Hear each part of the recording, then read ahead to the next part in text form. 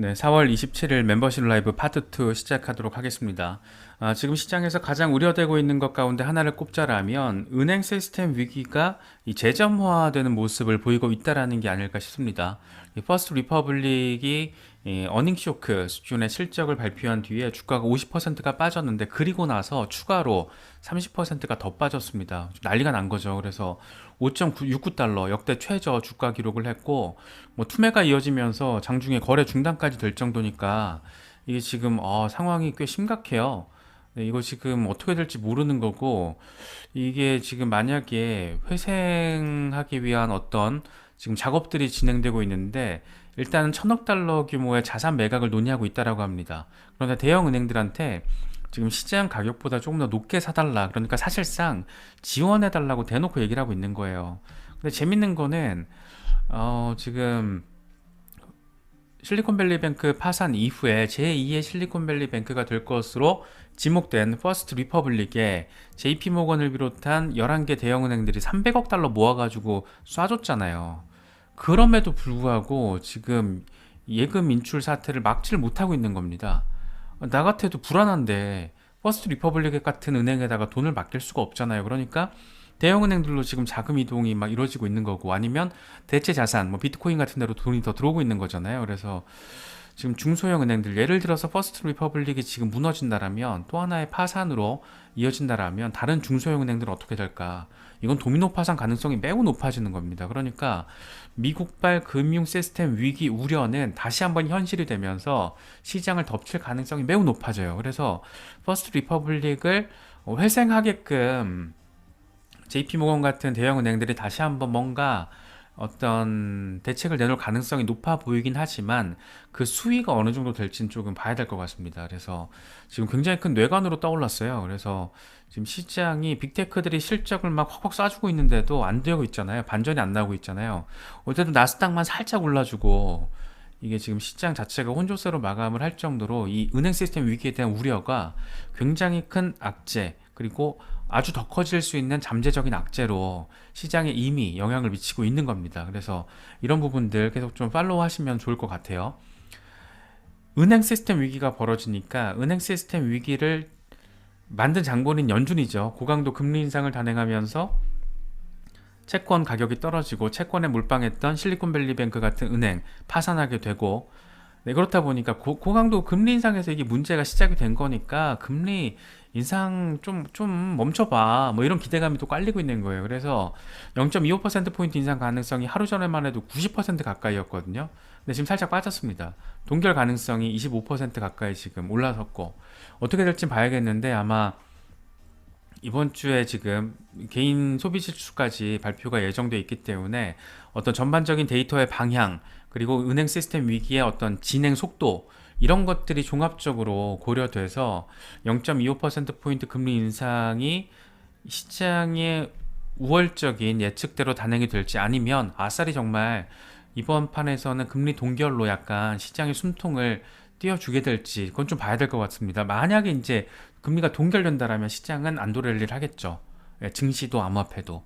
그래서 그런 상황들도 우리가 좀 생각을 해볼 수가 있습니다. 여기에 또 하나 참 재밌는 게 지금 거의 치킨 게임 양상이에요. 이 부채 한도 법안 가지고 굉장히 이게 정쟁이 지금 심각한 수준으로 가고 있는데 일단 하원에서 통과가 됐습니다. 하원 지금 공화당이 장악하고 있잖아요. 그래서 하원에서 통과가 됐고 민주당은 상원에서 저지하겠다라고 밝힌 상태고 백악관은 의회를 통과하더라도 거부권을 행사하겠다 이렇게 지금 또 으름장을 놓은 상태입니다. IMF까지 야 니네 지금 뭐 하고 있는 거야?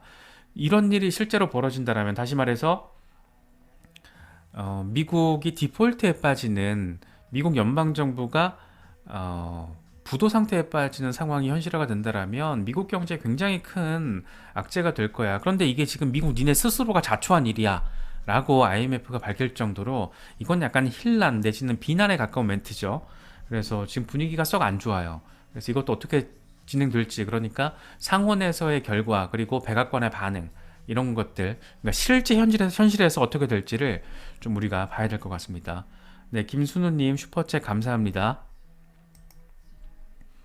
지금 미국 상황이 이렇게 시끌시끌 하잖아요. 금융 시스템 위기가 번질 가능성, 확장될 가능성이 더 커졌고 연방 정부는 지금 국가 부도 상태 디폴트 위기에 직면해 있는 상황이고, 이런데 지금 미국 밖의 지역에서는 이 브릭스를 중심으로 탈달러가 가속화가 되고 있습니다.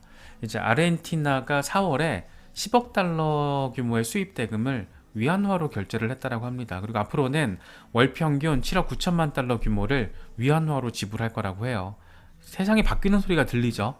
그래서 지금 미국의 패권이 아주 강력하진 않지만 이렇게 스멀스멀 지금 도전받고 있다, 스크래치가 나고 있다, 뭐 이 정도로는 바라볼 수 있을 것 같아요. 그래서 이거 재밌는 이게 정말 재밌는 상황이거든요. 중국의 위안화 결제 비율이 역사상 처음으로, 지금 이 까만색이 위안화고 빨간색이 달러인데 역사상 처음으로 지금 추월했어요, 달러 결제를. 그러니까 이게 지금 위안화의 거래 비중이 48%, 달러가 47%, 이게 데드 크로스가 나왔습니다. 그러니까 중국 입장에서 골든 크로스죠. 재밌는 게 이거예요. 2010년만 하더라도 제로에서 제로. 중국은 80% 이상을, 이게 83%인가 그러거든요. 80% 이상을 달러로 결제를 했던 게 불과 2010년, 13년 전에 불과 10년 전에 위안화 결제 비율은 제로였어요. 그런데 스멀스멀 높아지다가 좀 빠지는 것 같더니 급기야 추월을 해버렸습니다. 이걸 어떻게 봐야 될까? 이걸 어떻게 봐야 될까? 생각거리를 많이 안겨주는 부분이죠. 블룸버그가 또 분석을 재밌게 했는데, 일단 이 역사상 처음으로 중국의 위안화 결제 비율이 달러 결제 비율을 추월했다. 여기에 더불어서 중국이 또 자본시장 개방을 하다 보니까 채권에 돈이 더 들어왔어. 그리고 중국 안에 있던 자본이 홍콩 주식으로 유출된 결과이기도 해. 그러니까 다시 말해서 지금 중국의 어떤 무역 결제, 상품 결제 대금이 위안화로 결제되는 비중이 높아지고 있는데 우리는 그것만 1차원적으로 생각할 수 있었잖아요. 그런데 그 속내를 까보면 금융시장에서도 자본이 위안화 쪽으로 지금 해처모여가 되고 있다라는 겁니다. 그러니까 상품도 금융도 다 달러보다는 위안화 중심으로 지금 변화가 이렇게 현실화되고 있다라고 바라볼 수 있는 상황인 거죠. 그러니까 이게 당장 뭐 달러를 사라지게 만들거나 이러진 않을 거예요. 그건 당연합니다. 시간이 오래 걸릴 거예요. 그런데 확실한 건 뭐냐면 브릭스가 지금 엄청나게 응집력을 보여주고 있고, 미국이 고강도 금리 인상을 하면서 신흥국가들에서 자본 유출이 발생하잖아요. 신흥국들이 지금 짜증난단 말이에요. 미국 때문에. 뭔 놈의 달러 이놈 새끼들 때문에 우리나라 지금 경제가 흔들린다. 자본이 자꾸 밖으로 빠져나가니까, 고금리로 인해서. 그러니까 지금 아르헨티나 같은 나라들도 붙고 있는 겁니다. 이게 지금 브릭스에 붙고 있는 거잖아요. 그래서 이런 상황이 되게 너무 재밌게 진행되고 있는 것 같아요. 그래서 브릭스의 확장이라는 게 요즘에 여기저기서 많이 나오고 있어요. 그래서 19개 나라가 지금 브릭스 가입 신청을 했다는 거 아니겠어요?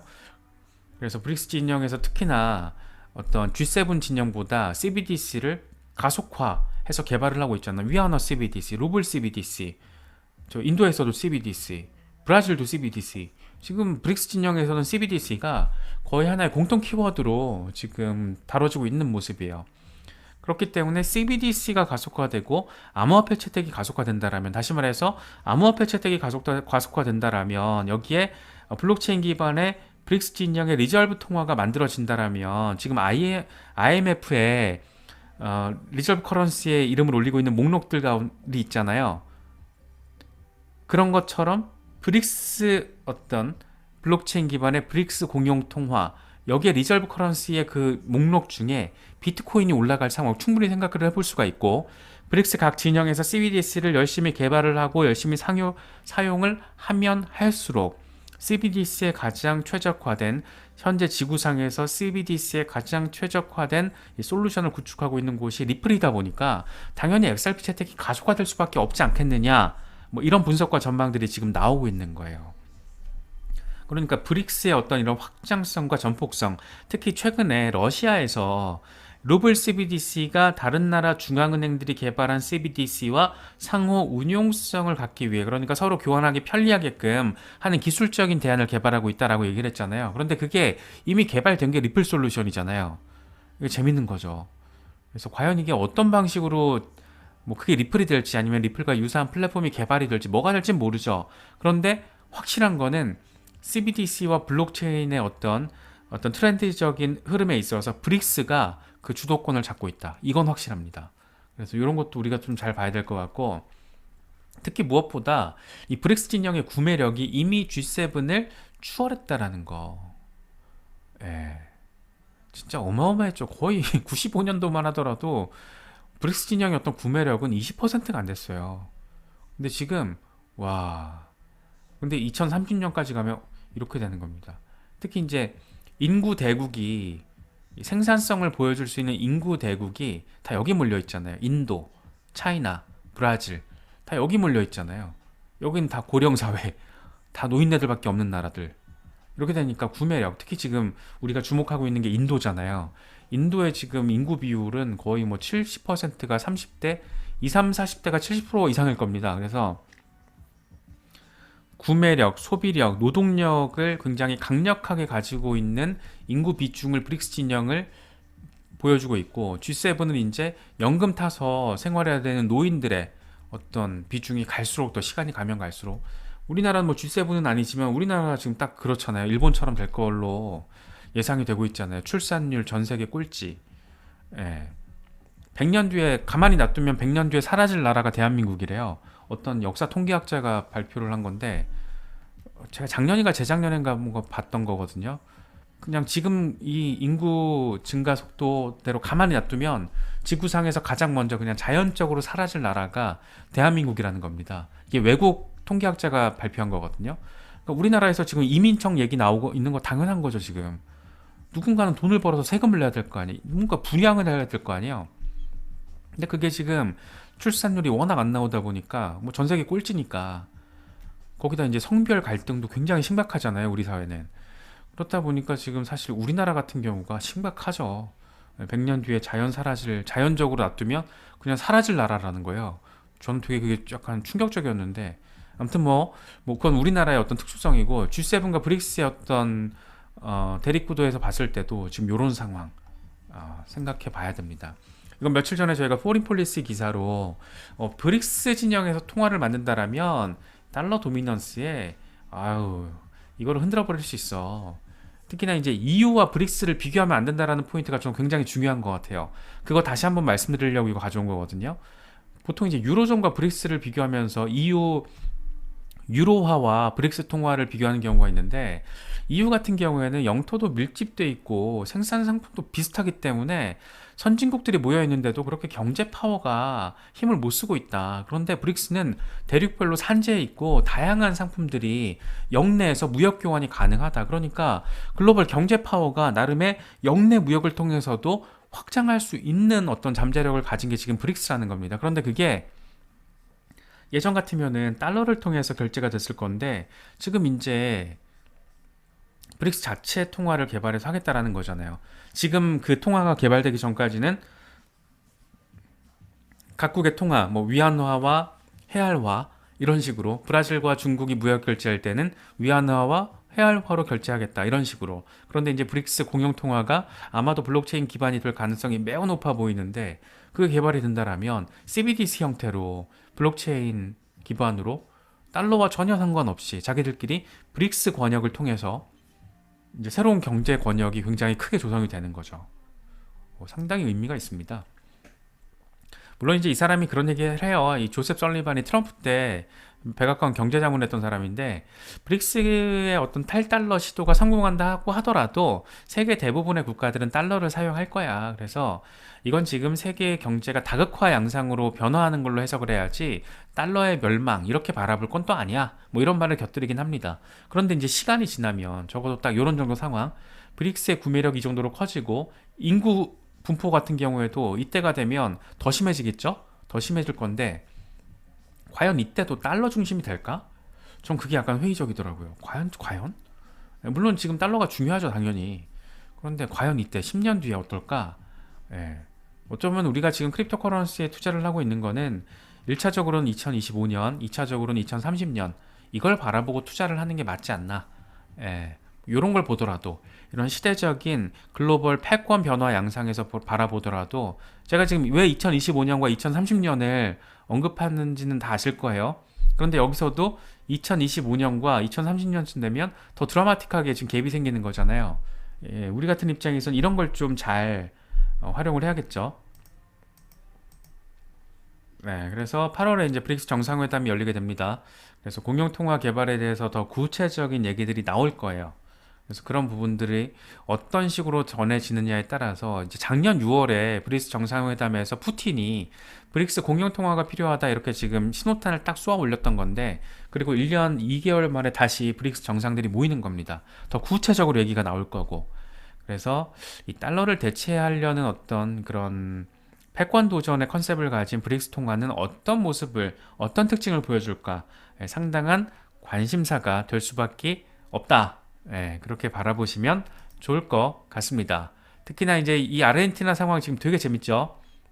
아르헨티나에서 지금 인플레이션이 워낙 심해지다 보니까 종이 피아트 머니가 지금 종이 쪼가리가 돼버렸잖아요. 그래서 인플레이션은 너무 높고 페소는 하락하고 1인당 해외 송금 달러 송금 규모를 200달러로 제한했고, 그나마 그것도 송금하려면 정부 허가를 받아야 되는 이런 상황이다 보니까 비트코인으로 지금 돈이 쏠리고 있는 거예요. 그래서 이거 진짜 저 깜짝 놀랐습니다.